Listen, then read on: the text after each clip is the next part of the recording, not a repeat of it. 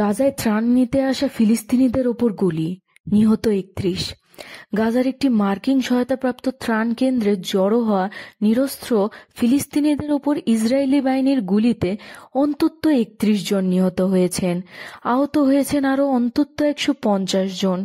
ঘটনাটি ঘটেছে এমন সময় যখন হাজারো মানুষ ৯ মাস ধরে চলা অবরোধের মধ্যে অর্ধাহারে অনাহারে দিন পার করেছেন। আল জাজিরা জানিয়েছেন, ঘটনাস্থলটি ছিল একটি তথাকথিত ত্রাণ বিতরণ কেন্দ্র, যেখানে খাবারের আশায় জড়ো হয়েছিলেন অসংখ্য নারী পুরুষ।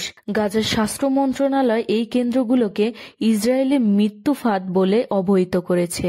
তারা বলেছে, ত্রাণের আড়ালে এখানে চলছে পরিকল্পিত গণহত্যা। গাজার স্বাস্থ্য মহাপরিচালক মুনির আলবারস আন্তর্জাতিক সম্প্রদায়ের ভূমিকা নিয়ে ক্ষোভ প্রকাশ করেছেন। তিনি বলেছেন, ক্ষুধার্ত মানুষ যখন খাবারের জন্য লাইনে দাঁড়ায় তখন তাদের ওপর গুলি করে হত্যা করা হচ্ছে, অথচ বিশ্ব নীরব। তিনি আরও জানান, গাজার হাসপাতালে ঔষধ ও চিকিৎসা সরঞ্জামের তীব্র সংকট রয়েছে।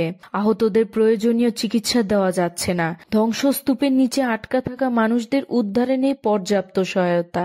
অন্যদিকে যুদ্ধবিরতি চুক্তি দিয়ে চলমান আলোচনায় নতুন অনিশ্চয়তা তৈরি হয়েছে। হামাস তাদের প্রস্তাবে কিছু পরিবর্তন আনতে চাইলেও যুক্তরাষ্ট্রের মধ্যপ্রাচ্য বিষয়ক দূত স্টিভ উইটকফ তা অগ্রহণযোগ্য বলে মন্তব্য করেছেন। ফলে যুদ্ধ বন্ধের সম্ভাবনা আরও অনিশ্চিত হয়ে পড়েছে। গাজার স্বাস্থ্য মন্ত্রণালয়ের হিসাব অনুযায়ী ২০২৩ সালের ৭ অক্টোবর থেকে শুরু হয় ইসরায়েলি হামলায় এখন পর্যন্ত নিহত হয়েছেন কমপক্ষে ৫৪,৪১৮ জন। আহত হয়েছেন আরও ১,২৪,০০০-এরও বেশি মানুষ। তবে গাজার সরকারি মিডিয়া অফিস জানায়, ধ্বংসস্তূপের নিচে চাপা পড়ে থাকা হাজার হাজার মানুষকে মৃতদেহের সংখ্যা হালনাগাদ করে নিহতের সংখ্যা হিসাব করলে ৬১,৭০০-এরও বেশি উল্লেখ করা হয়েছে। এই ঘটনা আন্তর্জাতিক মানবাধিকার সংস্থাগুলোর পক্ষ থেকেও এখনো কোনো শক্ত প্রতিক্রিয়া আসেনি। ফলে প্রশ্ন উঠছে, গণহত্যার দায় কে নিবে?